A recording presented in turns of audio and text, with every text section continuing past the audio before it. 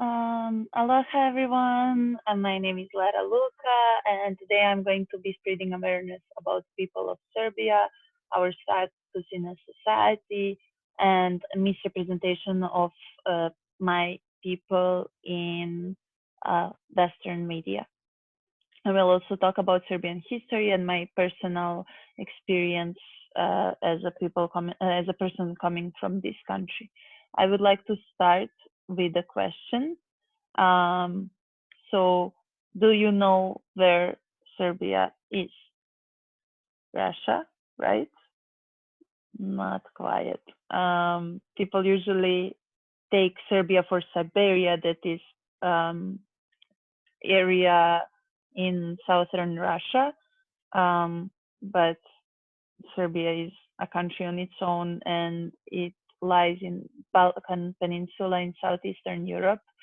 Um, because of its geographical position, Serbia is gifted with great natural resources, natural springs of clean water that is drinkable, and fruitful land.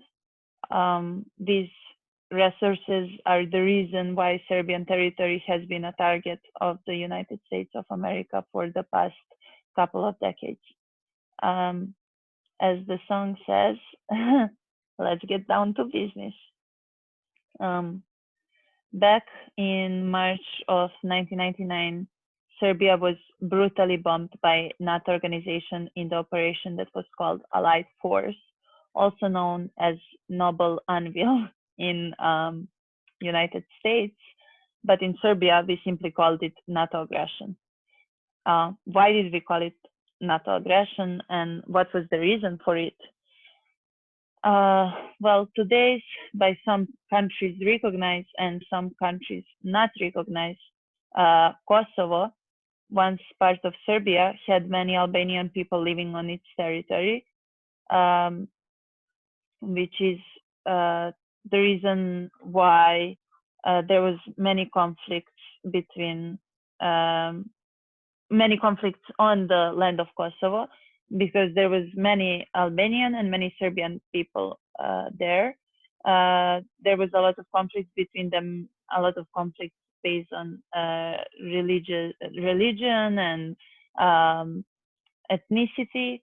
Um, and this is why NATO organization and its higher ups decided to interfere in order to establish peace. Um, what came after their decision was 15 tons of depleted uranium dropped by air forces of NATO on Serbian towns and civilians. Around 1,000 civilians died in the bombing, uh, and the outcome was independence of Kosovo being established finally. Um, in Serbia, we call Kosovo Kosovo and Metohija. Um, and what does this mean? Metohija means sacred land that was cultivated by monks. So Kosovo is the heart of Serbia, is a sentence that you can actually find written on the walls everywhere in the world. In fact, I myself found it once in Pisa in Italy. I was very surprised. Kosovo is the heart of Serbia because it's called Metohija. Serbia is a really religious country. Our religion is Christian Orthodox, over 1,000 years. First Serbian Orthodox temples were found by our first emperors in Kosovo and Metohija 9 centuries ago. There are over 300 temples on the land of Kosovo, and some of them are legacy of our emperors, and some of them were built a little bit later, not that long ago. They are all protected by UNESCO today due to Albanian people vandalizing and burning them whenever they got a chance. In Serbian history, many important battles were being fought on the territory of Kosovo. Many Serbian historical figures that we call heroes today were once born and lived in and have lived in Kosovo. Um,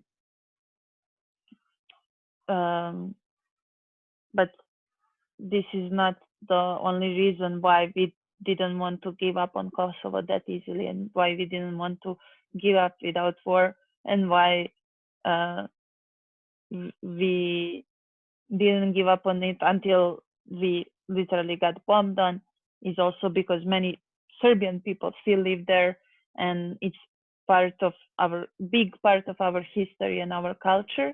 Um, but now those people that live in Kosovo are being daily tortured by Albanian people that are now majority, and yeah, that's it. However, today there is no NATO organization to regulate this conflict. NATO bombing of Belgrade and Serbia was never approved by United Nations.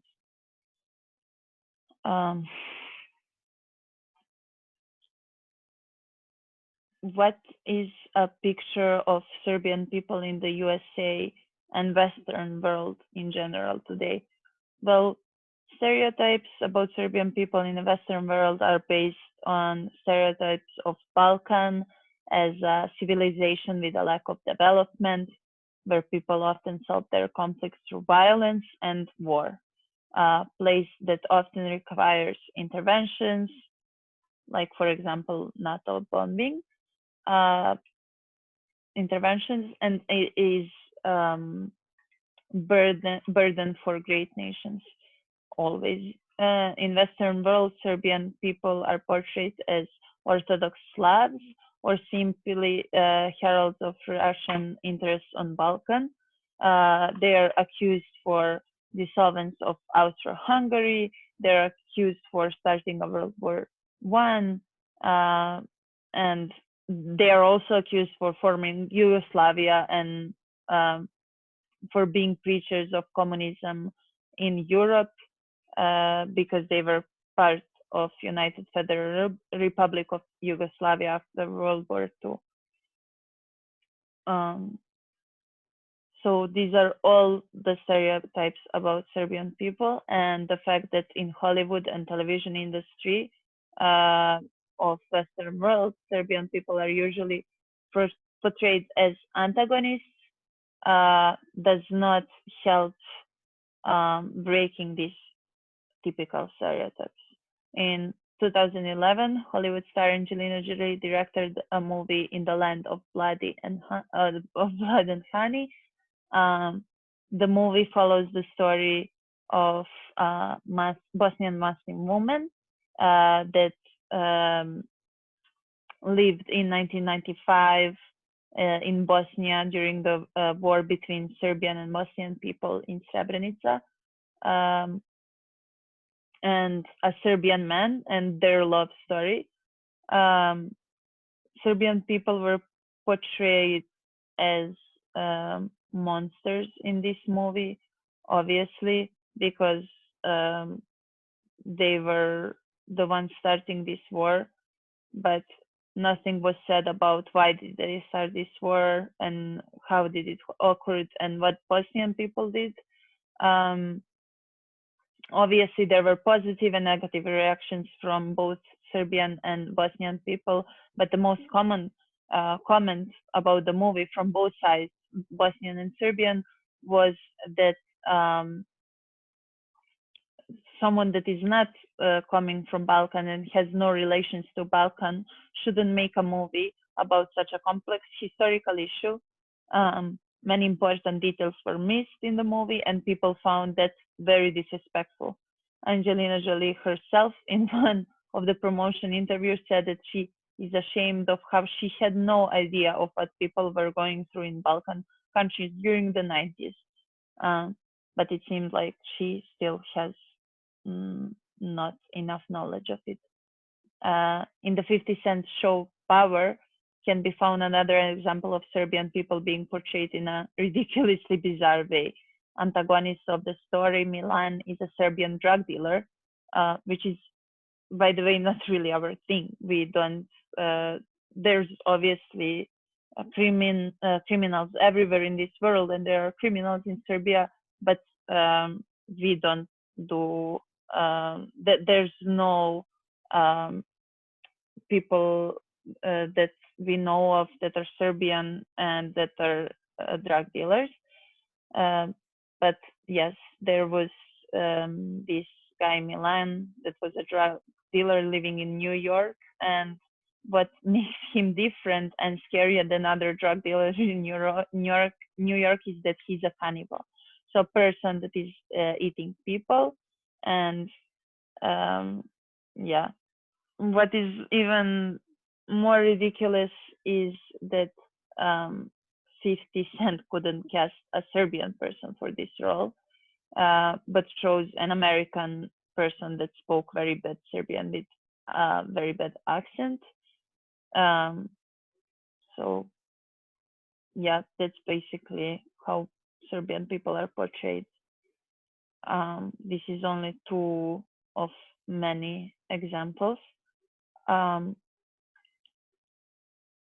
After oppressing Serbian people and inflicting great damage to the whole country, creating this picture of Serbian village is definitely not is definitely helping Americans and NATO allied forces to look like some sort of heroes in front of the whole world. Johan Galtung once said, "Cultural violence is a part of indirect violence and caused by aspects of cultural violence is part of indirect violence and caused by aspects of culture that justify direct and structural violence. Any ethic, ideological, political, or religious belief that excuses or normalizes structural inequality supports cultural violence." I obviously agree with this. The only problem is that people of the Western world don't officially portray or vandalize people of Serbia and their culture, but they're doing it systematically, and they're trying to hide the reality, and they're using their influence in the world, like Hollywood, to portray Serbian people as bad people, which definitely helps them in their plan to steal our land and build industries and use our resources.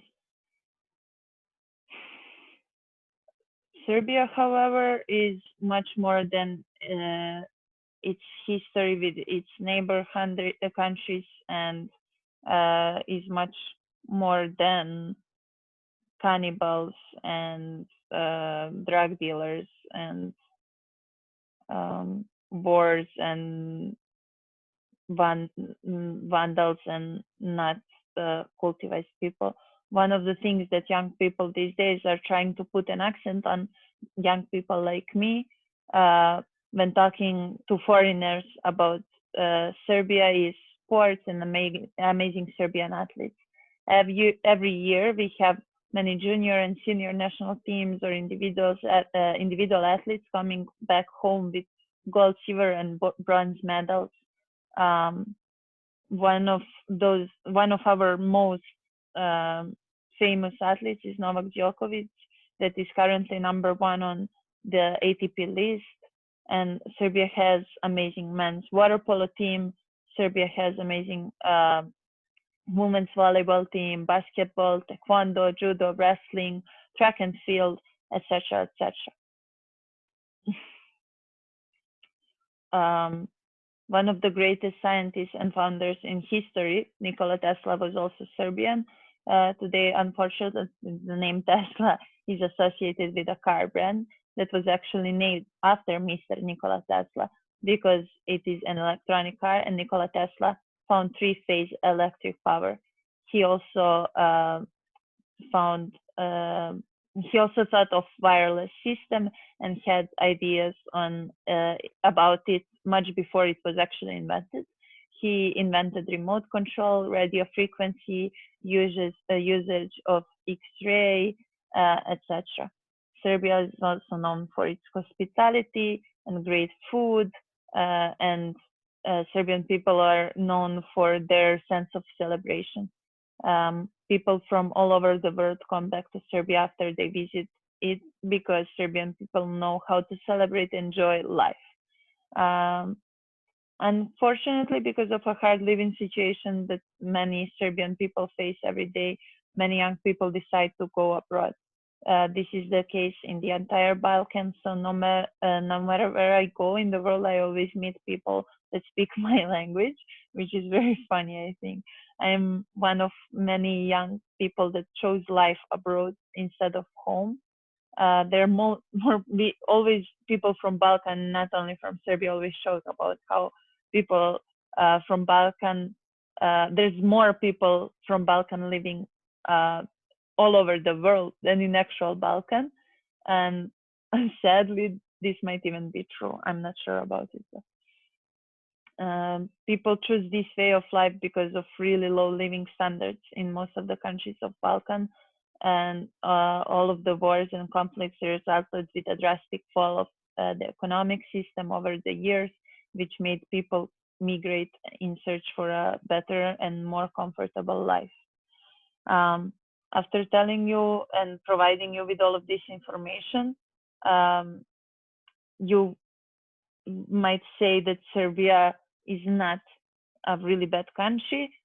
Obviously, we are not a perfect country, and as every country of this world, we have a rough history and we committed war crimes, but war crimes and genocides were committed on us too.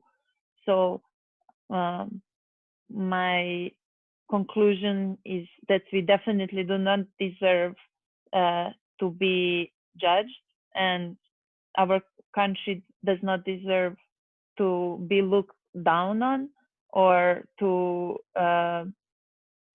we don't deserve to be judged, and we don't deserve these stereotypes of people calling us vandals, people calling us uncultured, because every country has a rough history and every country committed crimes, and we definitely do not deserve to be called villains and bad by Western countries.